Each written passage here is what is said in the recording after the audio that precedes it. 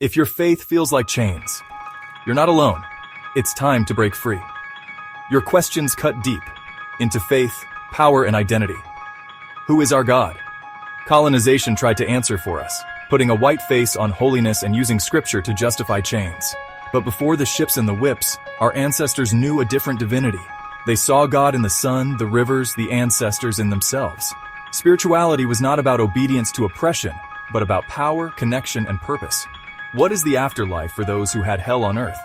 Maybe the real question is, what is justice? Some say heaven is waiting. Others say we return, cycle through time until our work is done. But what about now? If we lived in hell, shouldn't we be the ones to create heaven? Maybe the afterlife is not just some faraway promise, but something we must build here, something we owe to ourselves and those who come after. And that feeling of not being loved by divine power, maybe that's not because divinity has abandoned you, but because the version you were given was never meant to love you. It was meant to control you. But real divine power, it is in you.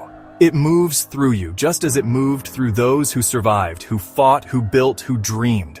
To be black in America is to wrestle with all of this, to question, to unlearn, to reclaim.